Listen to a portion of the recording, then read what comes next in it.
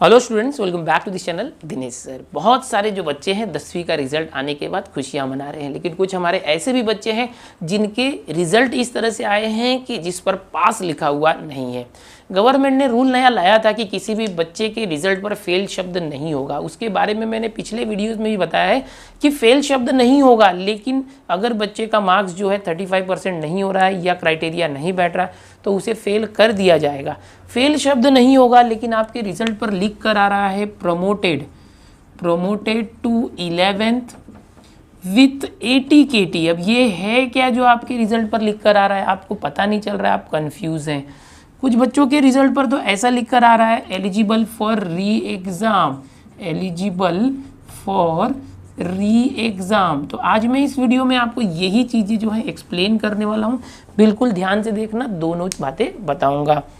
बच्चों, promoted to 11th with 80 KT, इसको समझने के लिए आप 80 KT समझो कि 80 KT क्या होता है? Allowed to keep terms. Allowed to keep terms मतलब क्या? अगर मान लो कि आपका एक या तो दो सब्जेक्ट में आपका जो क्राइटेरिया पूरा नहीं हो रहा है, या आप पास नहीं हो रहे हैं, या मतलब आप फेल हो रहे हैं। कितने सब्जेक्ट में? एक या तो दो सब्जेक्ट में, तो आपको 80 KT हो जाता है। यानी कि आपका साल बेकार नहीं होना चाहिए। आपको अलाउ किया गया है keep terms. Allowed to keep terms मतलब आपका जो सत्र है, टर्म है, आगे की क्लास में आप एडमिशन ले सकते हो। अगर आप एक या दो सब्जेक्ट में फेल हो तो आपको 80 KT अप्लाई हो रहा है। लेकिन मोर देन 2 यानी 2 से ज़्यादा सब्जेक्ट में अगर फेल हो, मोर देन 2, तो आपको ये 80 KT अप्लाई नहीं होगा। ओके, तब आपको री एग्ज़ाम देना होगा, री एग्ज़ाम अप्लाई होगा। अब फ़र्क क्या है दोनों में? कुछ बच्चों के रिजल्ट पर ये लिख कर आ रहा है, कुछ बच्चों के रिजल्ट पर ये लिख कर आ रहा है। जो A1 और 2 ओके फेल्ड हैं, जो बच्चे एक या दो सब्जेक्ट में फेल्ड हैं, और जो बच्चे मोर देन 2 सब्जेक्ट में फेल हैं, okay more than 2 subject failed, याद रखो 2 से ज़्यादा सब्जेक्ट में फेल हैं तो उनके रिजल्ट पर एलिजिबल फॉर री एग्ज़ाम लिख कर आया है। अगर एक या दो सब्जेक्ट में फेल हैं तो उनके रिजल्ट पर promoted to 11th with 80 KT लिख के है। 80 KT का मतलब तो आप समझ ही गए हो कि एक या दो सब्जेक्ट में फेल है, आप आगे एडमिशन ले सकते हो। और यहाँ पर लिखा है प्रमोटेड टू 11th, यानी कि आपको 11th स्टैंडर्ड में प्रमोट कर दिया गया है। आप लोग 11वीं क्लास में एडमिशन ले सकते हो। लेकिन ये दो जो सब्जेक्ट है, इसकी एग्ज़ाम देके इसको भी साथ में पास करना पड़ेगा। जिसके रिजल्ट पर लिख कर आया है एलिजिबल फॉर री एग्ज़ाम, वो लोग री एग्ज़ाम दे सकते हैं। यानी उनको री एग्ज़ाम देना है, मतलब वो फेल हो चुके हैं। लिखा हुआ नहीं है फेल, लेकिन वो फेल हो चुके हैं। 2 से ज़्यादा सब्जेक्ट में जो फेल हैं वो री एग्ज़ाम देंगे। उनका 11th में एडमिशन नहीं हो सकता करंट ईयर में, लेकिन हाँ अगर आप एक या दो सब्जेक्ट में फेल हो तो आपका 11th में एडमिशन हो सकता है। करना क्या पड़ेगा बच्चों? एक रिपीटर एग्ज़ाम होती है, रिपीटर एग्ज़ाम। इस साल उसका अभी तक अनाउंसमेंट नहीं हुआ है, जुलाई में होती थी हर साल। अब जो है इसका नोटिफिकेशन अगस्त में आ सकता है, अक्टूबर नवंबर में ये रिपीटर एग्ज़ाम हो सकती है। तो ये जो स्टूडेंट है वो भी रिपीटर एग्ज़ाम देंगे। जितने भी सब्जेक्ट में फेल है उतने ही सब्जेक्ट का। यहाँ जो स्टूडेंट है एक या दो सब्जेक्ट में फेल है तो उसी सब्जेक्ट का रिपीटर एग्ज़ाम देगा। इसका फॉर्म भरना होगा, नोटिफिकेशन आएगा तो मैं चैनल पर आपको अपडेट कर दूंगा।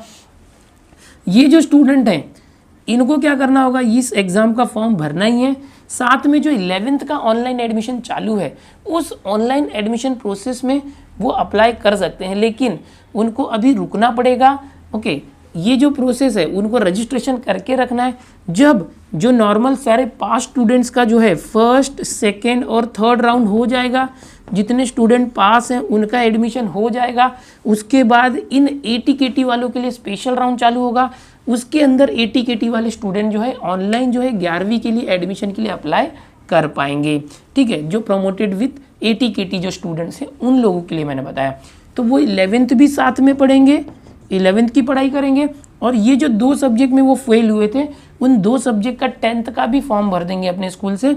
और जब मार्च आएगा या जब भी अक्टूबर नवंबर में एग्ज़ाम होगी तो वो 10th के दो सब्जेक्ट या एक सब्जेक्ट उसको पास भी करना पड़ेगा और 11th की भी पढ़ाई करनी पड़ेगी। अगर ये 10th के सब्जेक्ट पास हो जाते हैं तो 11th से वो 12th में आके पढ़ाई कर सकते हैं। लेकिन अगर मार्च आने के बाद भी आपकी जो मार्च की एग्ज़ाम है वहाँ तक अगर आप ये सब्जेक्ट पास नहीं कर पाते तो 11th के बाद जो 12th का फॉर्म है आपका नहीं भरा जाएगा। याद रखो, आपका 12th का फॉर्म होल्ड कर दिया जाएगा। तो आपको 11th के साथ 10th को भी पास करना ही है। अब यहाँ पर आते हैं एलिजिबल फॉर री एग्जाम। जितने सब्जेक्ट में बच्चा फेल है, मान लो 4 सब्जेक्ट में फेल है, या तो 5 या तो पूरे 6 सब्जेक्ट में फेल है, या तो 3 सब्जेक्ट में फेल है, 1 या 2 में होगा तो यहाँ पर ये लागू है। तो इसको क्या करना होगा, ये पूरे ऑल सब्जेक्ट्स की एग्जाम दे सकता है अगर उसको लगता है कि मैं पूरे सब्जेक्ट की एग्जाम दूं, या तो वो जितने सब्जेक्ट में फेल है उतने ही सब्जेक्ट की एग्जाम दे सकता है। वो 11th में एडमिशन नहीं ले सकता, उसको री एग्ज़ाम देना होगा जब भी रिपीटर फॉर्म निकलेगा। तो ये डिफरेंस है। जो बच्चे पास नहीं हुए हैं उनके लिए उनकी रिजल्ट पर या तो ये लिखा है या तो ये लिखा है। फेल शब्द नहीं है रिजल्ट पर, लेकिन एक्चुअल में ये स्टूडेंट फेल है। तो इनको इस तरह से फॉलो करना है। मेरे चैनल पर जब भी डेट आएगी रिपीटर एग्जाम की तो वो मैं ज़रूर अपडेट कर दूंगा, आप देखते रहिए। ओके, अगस्त के पहले या दूसरे हफ्ते में ये नोटिफिकेशन जारी होगा। ओके, और जो बच्चे जो हैं, समझो कि कुछ बच्चे ऐसे हैं जो पूरी तरह से पास हो गए हैं, वो लोग क्या हो गए हैं, पास हो गए हैं, लेकिन उनको लगता है कि मुझे बहुत कम मार्क्स आए हैं, मुझे और ज़्यादा लाना है।